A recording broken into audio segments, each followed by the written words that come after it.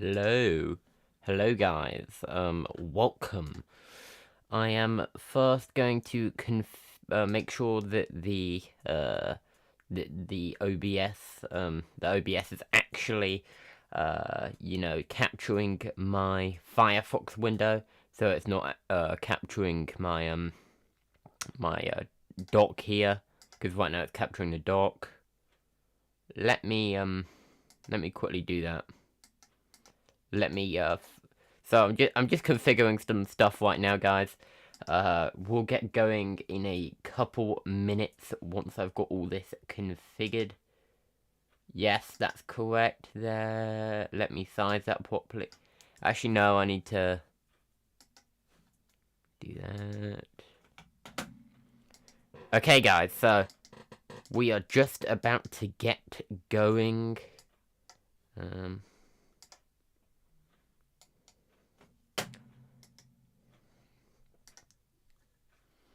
Let's turn on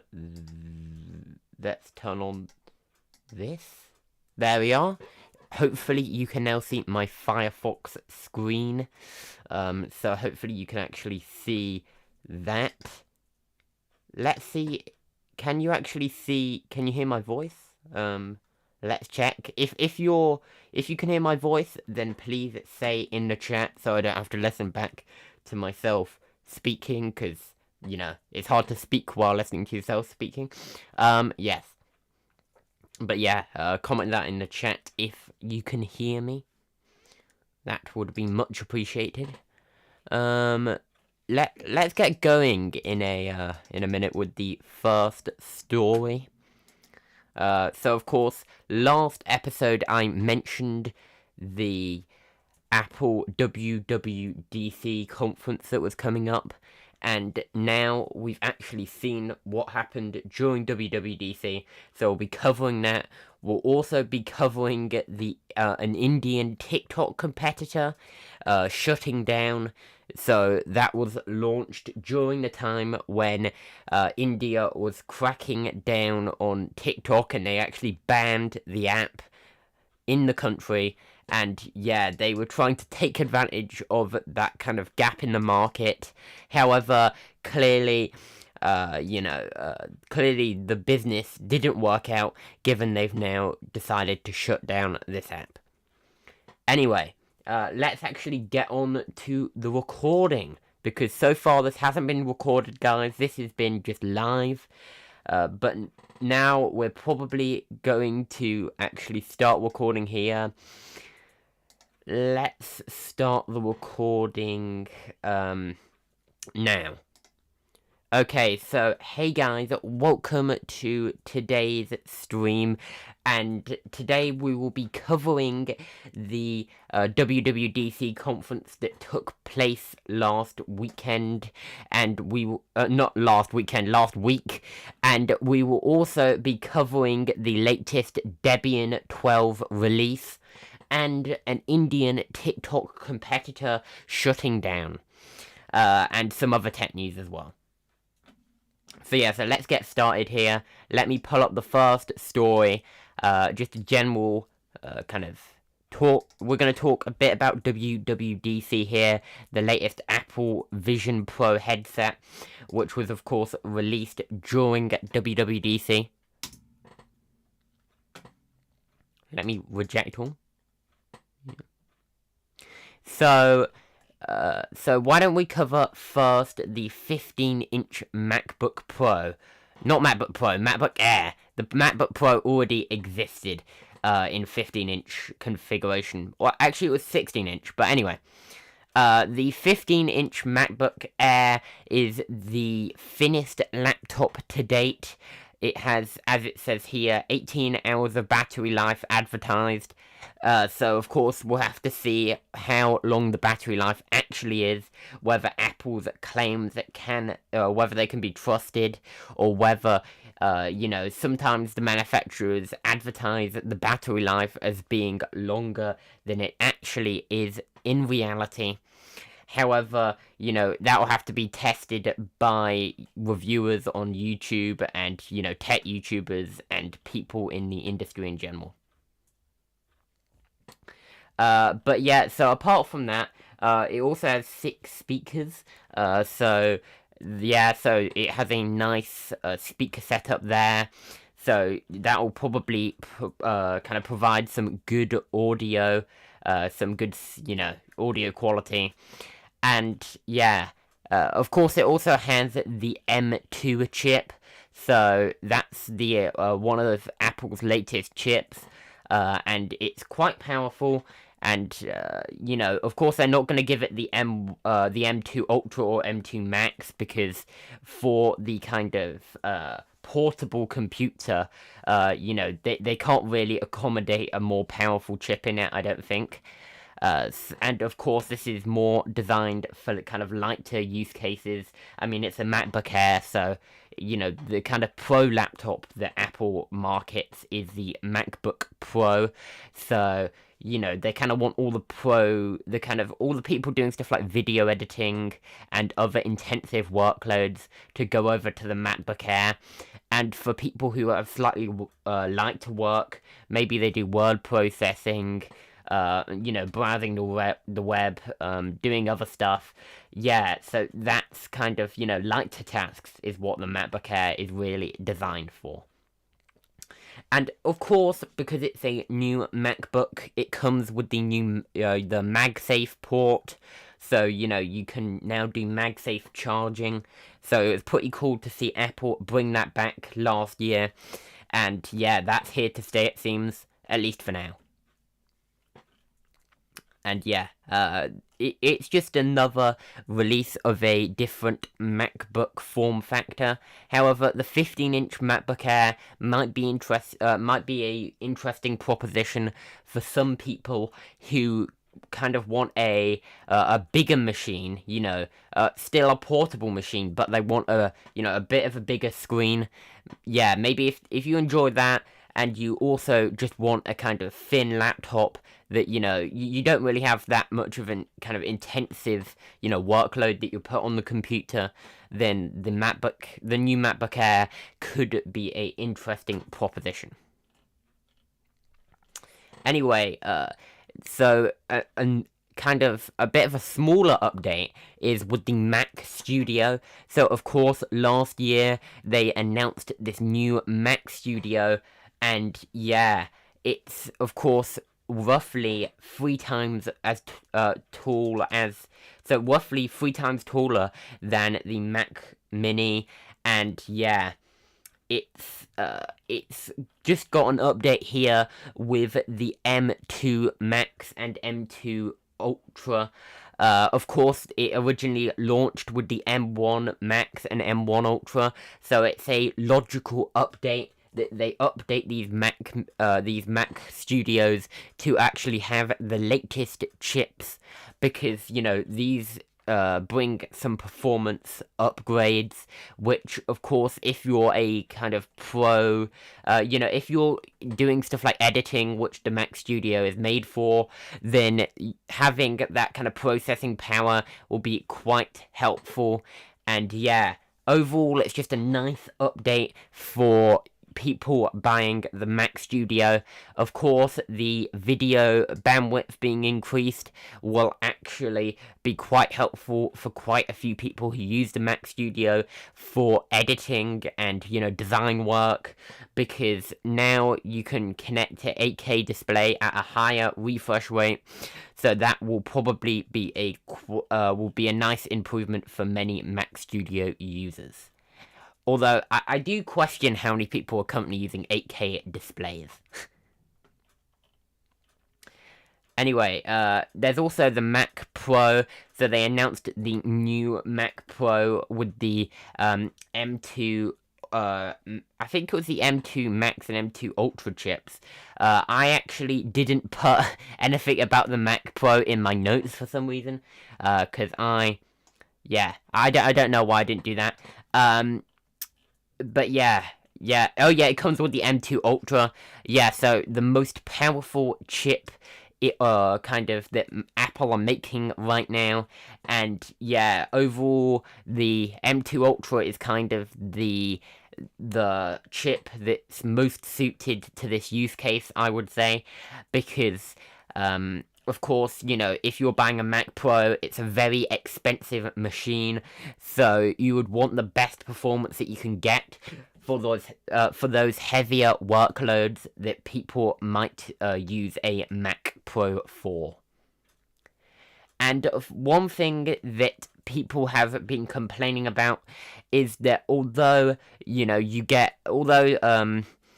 a lot of good updates in this new in this new Mac Pro, sadly, you can no longer replace the RAM, so you're stuck with the RAM you buy from Apple when you actually buy the machine, so that is a bit of a turn-off for some pro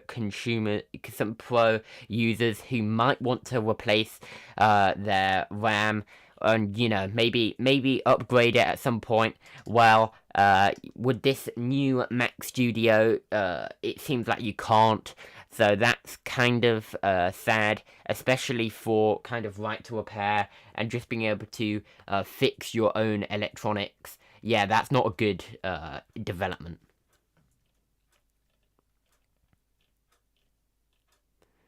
But yeah, continuing on, so there's a number of other things that were announced at the WWDC conference. I will cover a few of these after. However, first I wanted to talk about one of the main things people have been talking about. It's the thing that I put in the title for this video, so, you know, definitely need to mention this one. It's the Apple Vision Pro AR/VR headset. And this is you know, of course, the latest kind of new product from Apple. So they've never released any sort of AR or VR headset before. And this headset has a new OS called Vision OS. And it's, you know, there's some quite interesting technology that goes into this new headset, including the new eyesight kind of feature, which allows you to basically reveal your eyes to people if they get close enough to you and, you know, you're looking at them. So that's quite an interesting, you know, that's quite an interesting thing to put into the headset. So effectively, if you look at somebody, effectively the screen on the back of the Vision Pro will actually display your eyes, kind of as the camera see them, as the internal cameras see them. So yeah, so that's an interesting one. So instead of it being, you know, transparent as it looks, as in it looks like it's a transparent kind of piece of glass on the back, it's actually a display, an OLED display with, you know, a kind of the camera, what the camera sees of your eyes. So that's kind of interesting. It seems like it's mainly designed for kind of work and watching movies and stuff like that.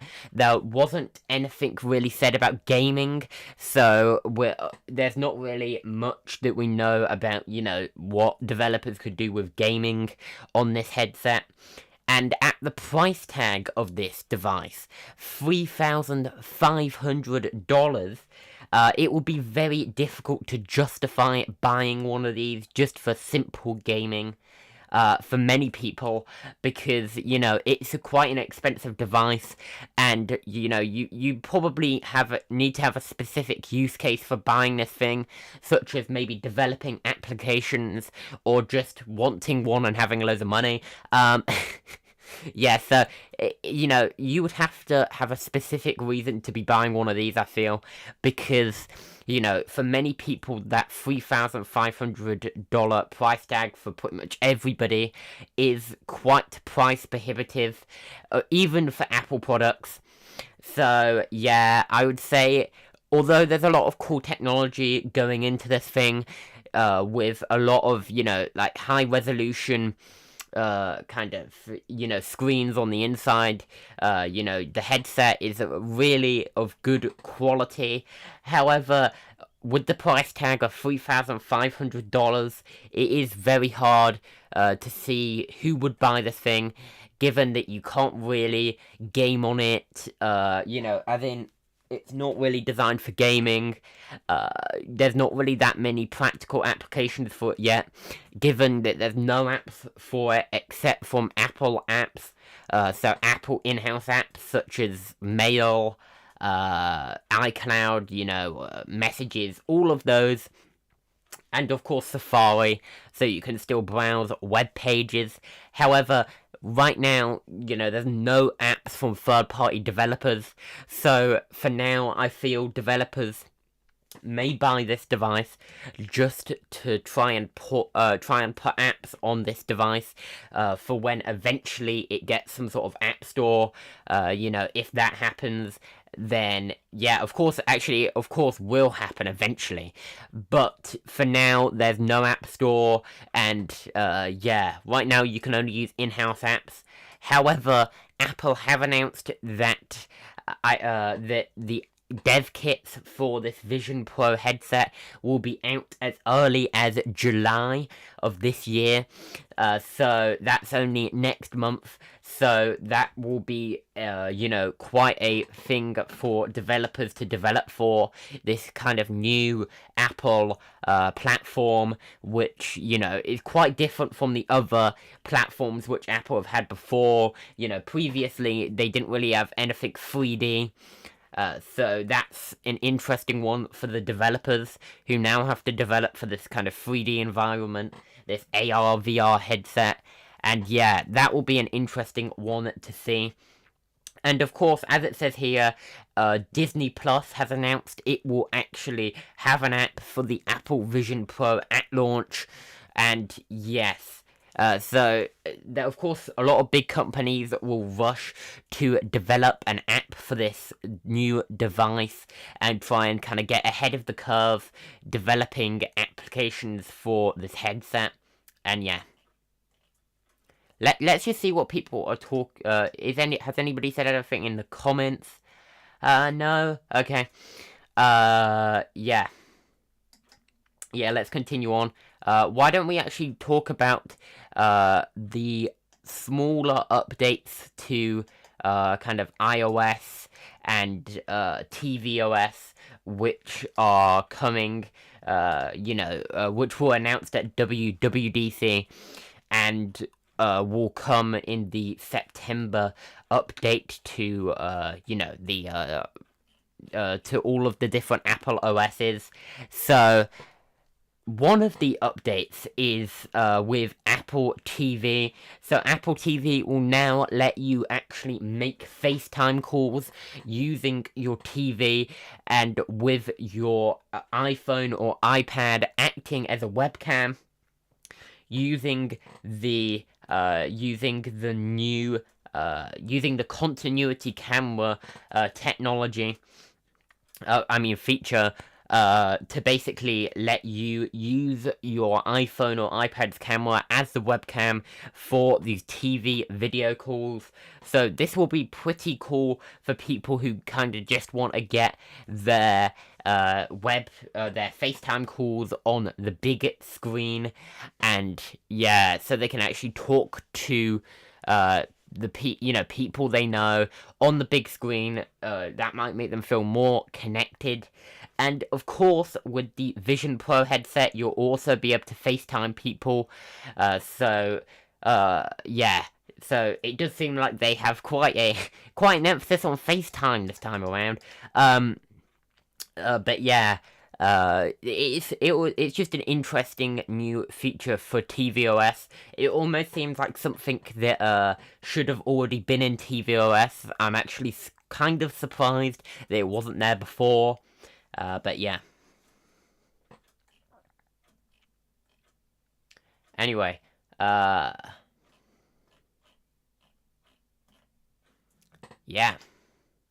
Oh yeah, so one feature that I wanted to cover when it comes to the iOS updates, there'll be a new feature called Check-in that allows you to basically check in with your family and friends to tell them that you got home safely. So this could be quite helpful to, so people feel, so people can actually so basically this could be quite helpful for people who are kind of going out somewhere. Maybe they just want to let their family and friends know that they'll actually be home. And if they don't get home, then they'll know the last location that they were at, and they'll be able to that will help find the person, hopefully. And yeah, overall this could just be a quite helpful feature, to stop basically to help people get home safely. And yeah, overall it's just a nice safety feature. And also, I should probably mention that is integrated into the the Messages app on iPhone, so that's where you'll find that feature.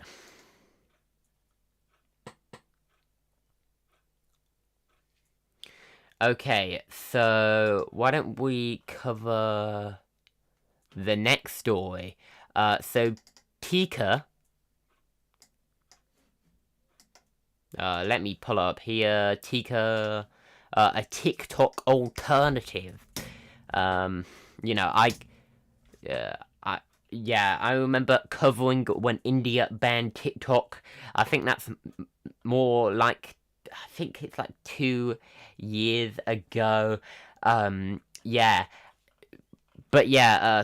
this Indian TikTok alternative has shut down with basically nobody really knew where the money came from to actually run this TikTok alternative, and it was quite unclear, who was actually running this company. I mean, it was being run by, let me see here, I think it was called,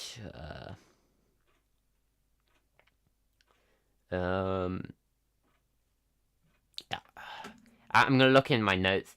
There was definitely somebody who was behind this, this application, Tika. If hopefully I'm pronouncing that correctly. Doll Technologies.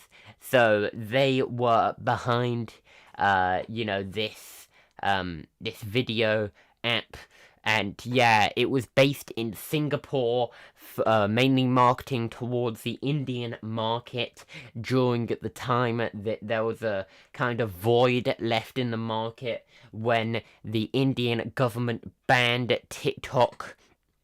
And yeah, basically they wanted to try and take advantage of there being people looking for a TikTok alternative, something that they could use as a substitute for the, very popular, very popular application in India. And yeah, so it's been, so apparently this TikTok alternative, Tika, will be shut down on June the 27th.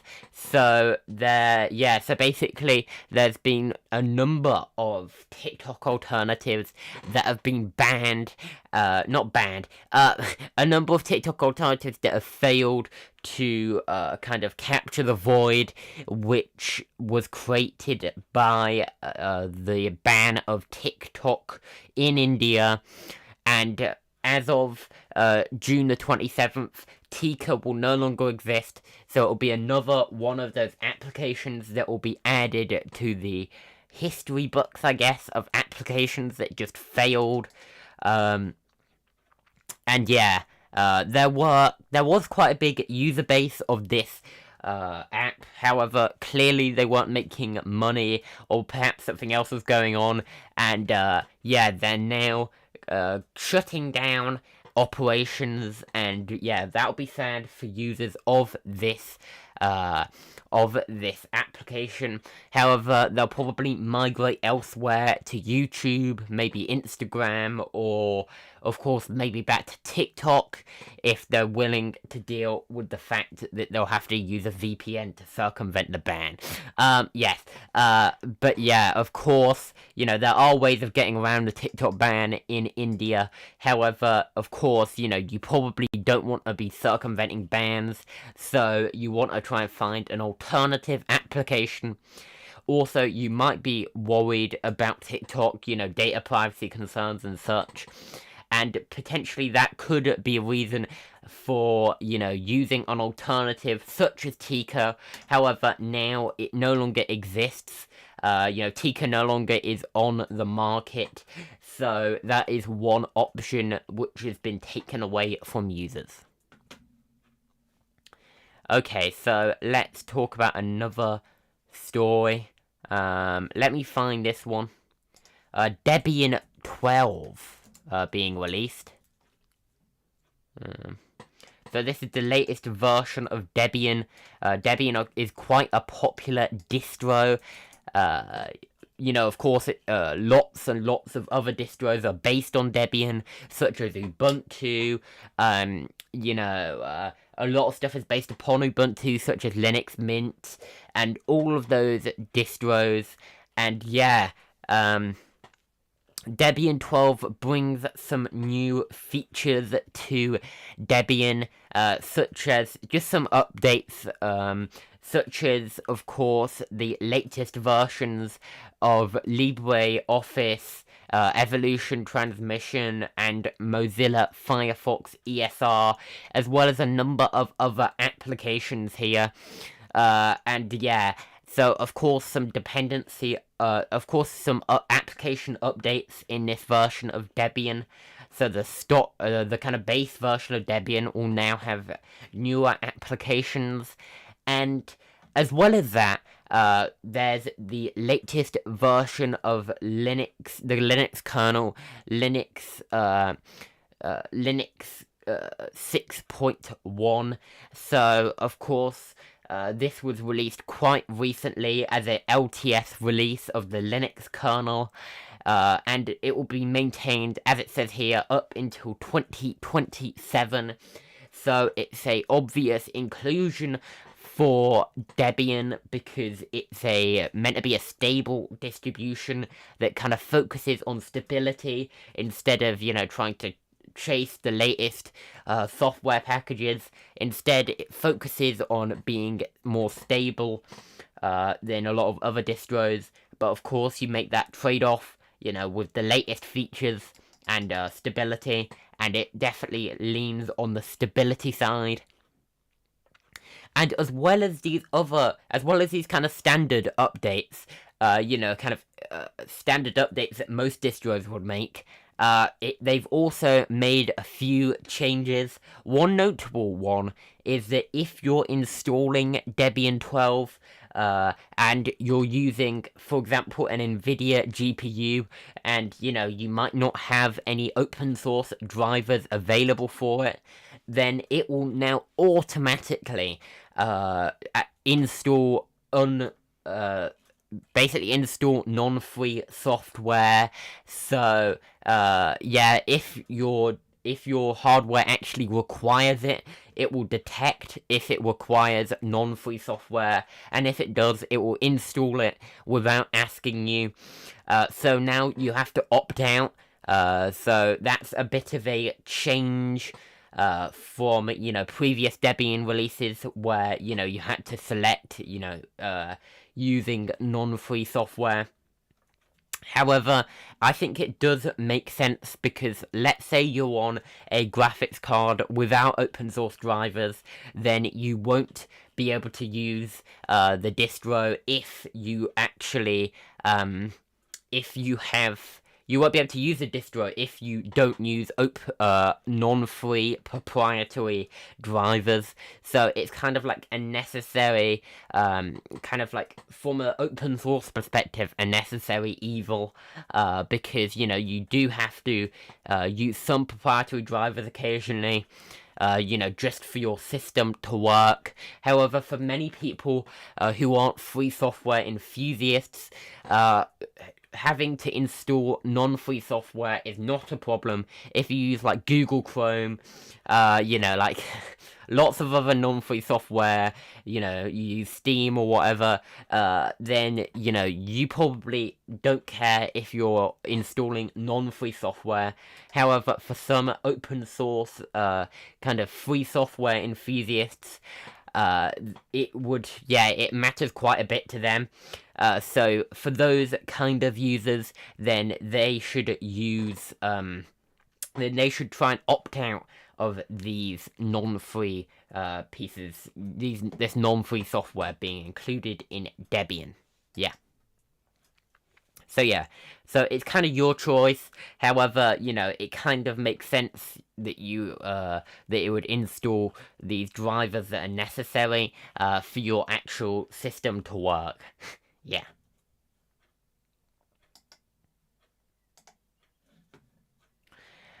And one last thing when it comes to Debian 12, one very minor thing, it's not really a feature update, is it?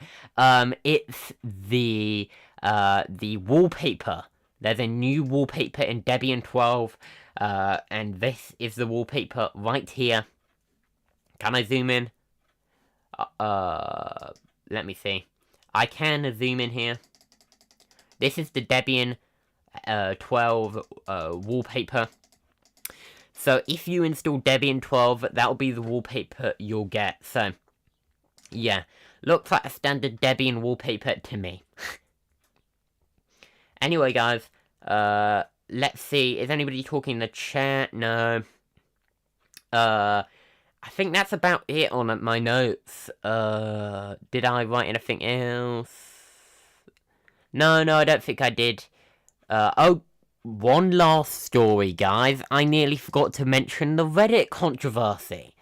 A big story in the Reddit community this week. With Reddit announcing some new updates, and the community at large rejecting their changes and kind of protesting them. So it appears that some communities are planning a 48-hour blackout to protest the new Reddit changes. And yeah, I think overall, with the new changes that Reddit have been making, trying to make people pay for the API at such a high price that it's basically, you won't actually want to pay that high of a price to use the API.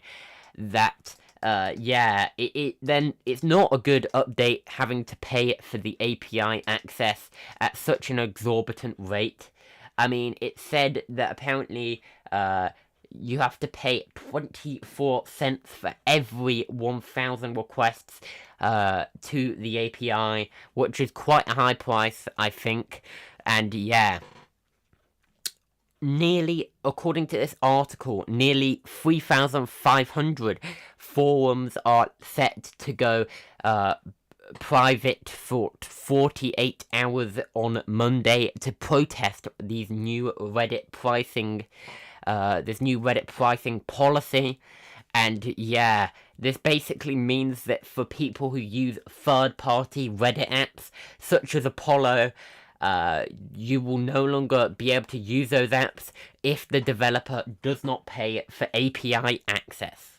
So yeah. So basically, if you use a third-party app for Reddit, it's basically over. And you'll have to either use an app that you have to pay for, or use the Reddit app, the default Reddit app. So yeah.